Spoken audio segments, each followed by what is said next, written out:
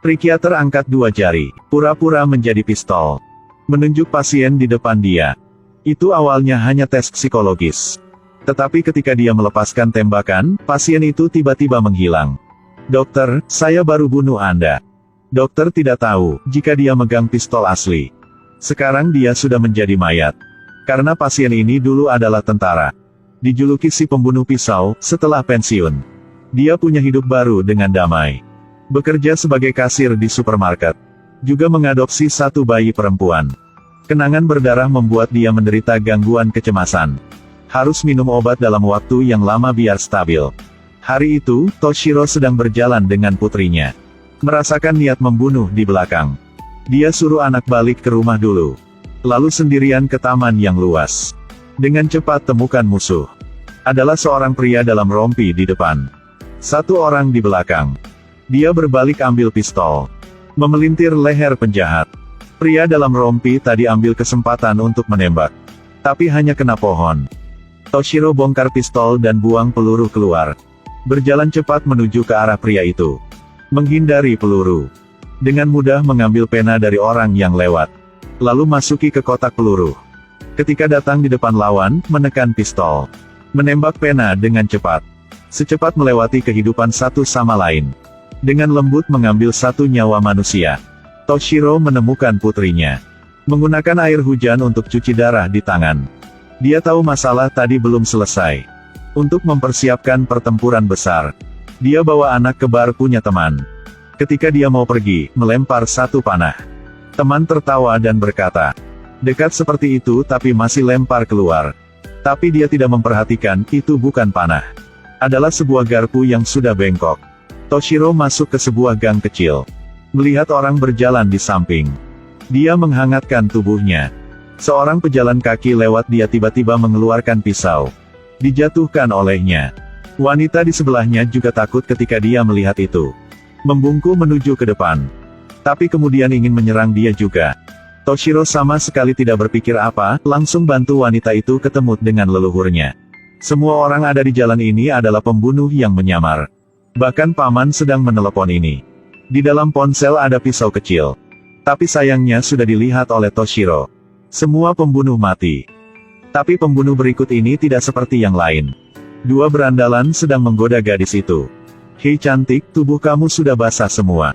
Tapi gadis ini tidak marah. Dia berbalik badan lalu angkat tangan di depan dua bajingan itu. Mereka senang langsung pegang tangannya.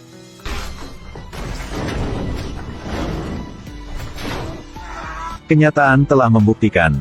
Jalani hidup dengan serius, jangan nakal. Gadis cantik ini adalah pembunuh kelas atas. Dia menerima satu misi adalah membunuh Toshiro. Sekarang Toshiro sedang menelepon. Newt lepaskan sepatu hak tinggi. Membuka pintu lalu menusuk. Tapi dihentikan oleh Toshiro. Di dalam ruangan yang sempit. Dua orang satu pisau. Mati atau hidup hanya di dalam berapa detik. Toshiro menekan Newt. Angkat dia pukul sekali. Membuat gadis kecil mendengar melalui telepon. Langsung tanya ada apa telah terjadi. Toshiro ambil kabel telepon mengikat leher Newt dan laporkan perdamaian kepada putri. Lalu ambil pisau punya Newt. Suara celah tenggorokan. Newt sudah jatuh. Di bilik telepon berlumuran darah. Toshiro masuk ke super ambil satu porsi nasi masuk ke microwave untuk jadi hangat lagi. Tidak salah, bertarung mulu juga lapar. Pada saat itu sekelompok pembunuh datang lagi. Ada yang bawa pistol tapi Toshiro ambil obeng. Bongkar senjatanya dan bunuh dia. Lalu Toshiro pecahkan satu botol anggur. Ambil bagian bawah botol. Pegang botolnya untuk menarik musuh.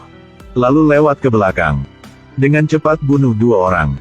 Tinggal satu orang lagi. Memegang pisau dan menikamnya dengan liar tapi tetap saja dia jatuhin oleh Toshiro. Pada saat itu, ting-ting. Makanan udah jadi. Toshiro menelan air ludah. Memutuskan untuk makan dulu. Baru saja mengeluarkan sumpit. Saat itu sumpit udah bersih. Toshiro mulai makan dengan nyantai. Seperti hantu lapar 3 hari belum makan nasi. Sekarang dia sudah tahu siapa musuh di belakangnya. 3 tahun yang lalu, dia temukan di organisasi pembunuh dia. Memulai pelatihan brutal dengan anak-anak. Dalam kemarahan dia mengkhianati organisasi. Bawa pergi satu gadis paling berbakat. Tidak salah, itu adalah gadis yang dia adopsi. Tiba-tiba sahabat menelepon dia. Kasih tahu jika anak dia hilang. Toshiro mendengar tapi dia tidak panik. Dia sudah pasang alat GPS di tubuh anaknya. Jadi mudah untuk menemukan markas musuh. Tidak lama kemudian, Toshiro sampai ke hutan. Benteng musuh berada di titik paling tinggi. Dan jalan terpaksa lewat. Ada ratusan orang yang sedang menunggu. Waktu untuk membunuh telah tiba. Dia menarik busurnya dan menembak cabang pohon. Memikat 4 orang untuk muncul. Dia bersembunyi di belakang pohon, menunggu waktu yang tepat untuk serang. Bertarung dengan tangan kosong. Habiskan 4 orang ini. Lalu mengeluarkan sekop khusus dari celananya. Saya dulu berpikir bahwa sekop adalah untuk menyekop tanah. Tapi di tangan dia adalah senjata yang membunuh orang. Dapat memblokir dan menusuk secara bersamaan. Menyerang dan pertahanan keduanya bagus.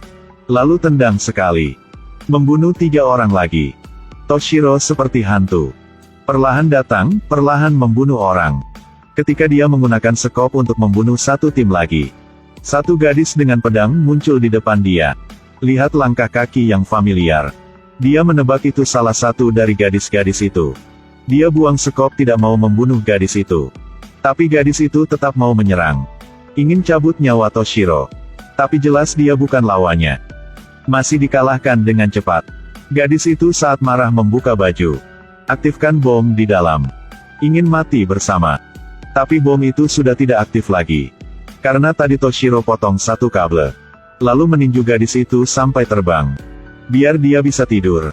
Lalu Toshiro keluarkan 1 senjata baru. Itu adalah sabit.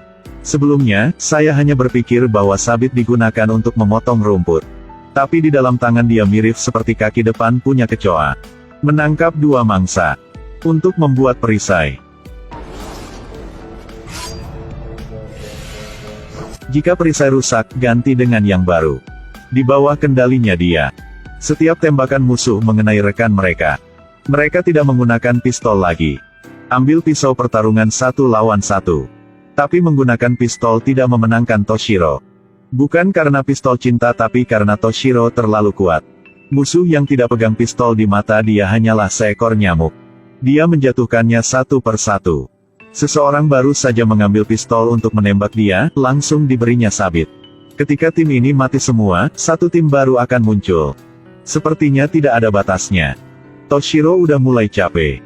Dia meletakkan sabitnya. Ambil senjata terakhir. Itu adalah pisau yang sudah lama tidak digunakan. Karena pisau itu sudah minum banyak darah punya orang lain. Dia jarang menggunakannya. Sekarang terpaksa untuk menggunakannya. Toshiro menjadi mesin membunuh lagi. Tidak tahu sudah berapa kali. Menghindari lalu menusuk pisau. Di saat dia berhenti di tanah penuh dengan mayat orang. Masih ada orang dari tim spesial ini. Dia adalah ilusi, sahabat punya Toshiro. Juga pembunuh tanpa rasa. Karena tidak memikirkan hal yang sama dengan Toshiro. Makanya mereka menjadi musuh dalam pikiran punya ilusi. Toshiro hanya bisa mati di tangan dia. Tidak boleh ada yang lain sentuhnya. Sebelum Toshiro masuk ke hutan, lihat ke sana, sini. Dia sudah tahu jika sahabat datang. Tapi sekarang belum waktu untuk mereka bertarung. Toshiro masuk ke dalam. Seperti serigala ke kandang domba.